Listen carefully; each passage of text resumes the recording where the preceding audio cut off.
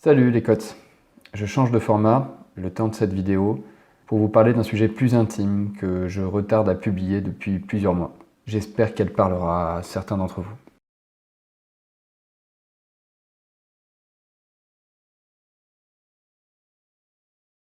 Pendant l'entre-deux tours de l'élection présidentielle de 2017, plusieurs hommes et femmes politiques avaient pris la parole pour appeler à faire barrage à Marine Le Pen et donc à son parti qui s'appelait alors Front National.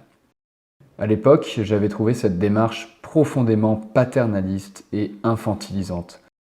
Ces consignes de vote, je les avais perçues comme un énorme mépris pour la liberté de vote des électeurs.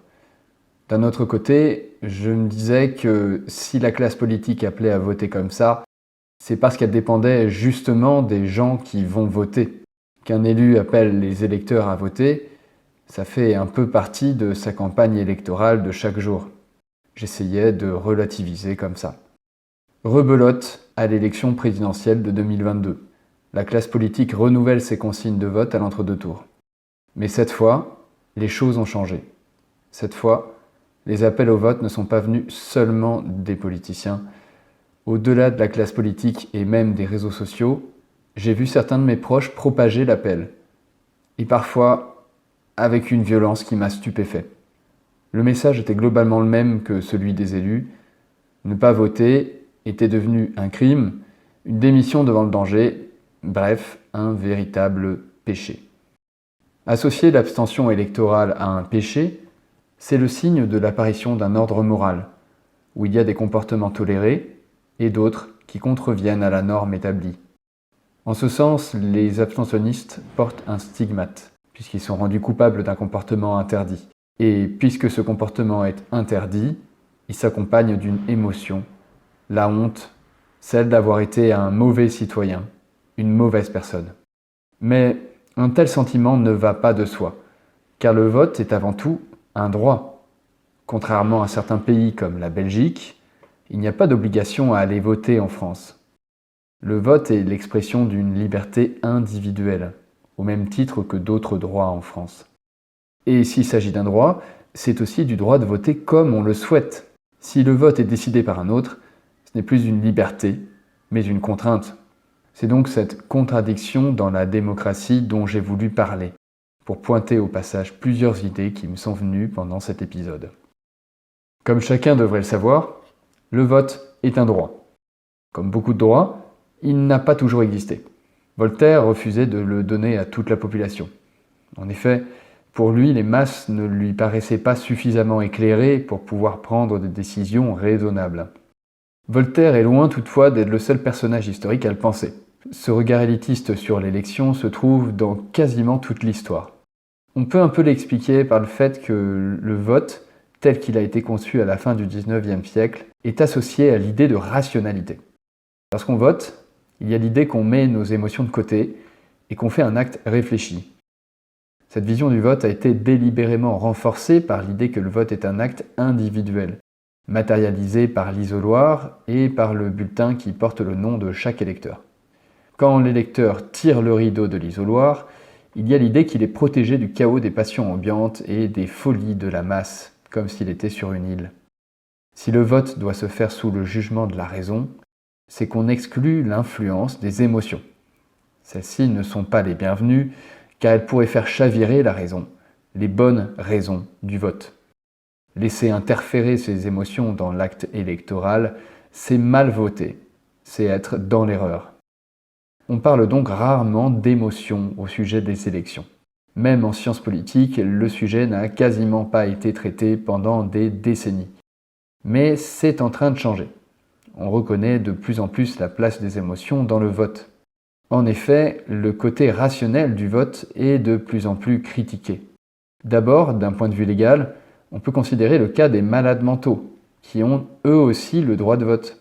Le malade mental se rend seul dans l'isoloir, sans accompagnant, et vote selon ses moyens, alors même qu'on peut douter de sa rationalité. Ensuite, on commence à considérer le poids des émotions dans le vote. Par exemple, la peur. Peur de perdre l'accès à certains droits, peur de ne plus avoir d'emploi. La frustration. Frustration de ne pas pouvoir s'offrir un logement malgré des années de travail. frustration de ne pas pouvoir partir en vacances, mais aussi plus positif, le désir de fonder une famille dans de bonnes conditions, de protéger ceux qui nous sont chers. Il y a une autre partie du problème du bon et du mauvais vote. Penser en termes binaires, en bon ou mauvais, fait aussi oublier que le vote est une liberté. La liberté d'avoir des options différentes et que nous ne sommes contraints à aucune d'entre elles. C'est le principe de la politique pour Arendt. Il y a de la politique là où on est libre de choisir. Personne ne nous force à faire quelque chose, ou bien il s'agit là d'un fait totalitaire. Dans ce cas, voter serait une mascarade organisée par les autorités, où les électeurs ne feraient qu'exécuter les désirs des autorités sans réelle possibilité de choisir un candidat. Au fond, on peut se demander ce qu'il reste aux abstentionnistes, considérés comme les mauvais électeurs de la République. Contrairement à la plupart des porteurs d'un stigmate, comme les handicapés ou les membres des minorités, les abstentionnistes ne peuvent se reconnaître entre eux. Il n'existe pas d'association, de syndicat ou de regroupement d'abstentionnistes. Ils ne peuvent donc pas se rencontrer pour deviser sur leur motivation, comme le font par exemple les électeurs d'un même parti politique.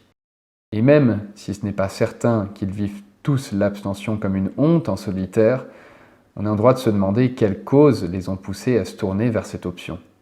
Dans tous les cas, c'est clair que ceux qui ont appelé leurs proches à aller voter ont aussi cédé aux émotions. Certains ont eu peur, d'autres se sont mis en colère.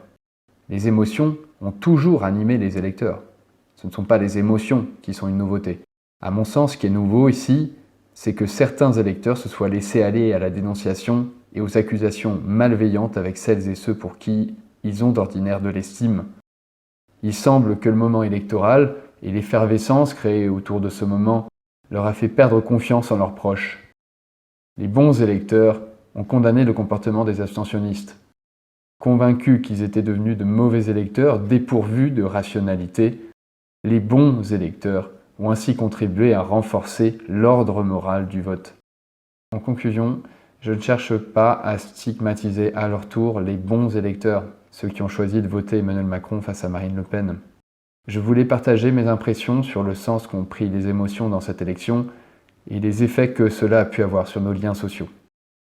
Ce que j'aimerais faire aussi, c'est relativiser la place qu'occupe l'élection présidentielle en France. Les événements qui ont suivi ont témoigné l'importance des autres élections, comme l'élection législative. Mais plutôt que de s'investir entièrement et exclusivement sur l'élection présidentielle, il est possible de s'engager dans le temps plus long, dans une association, un syndicat, un parti, et pourquoi pas de le faire entre amis.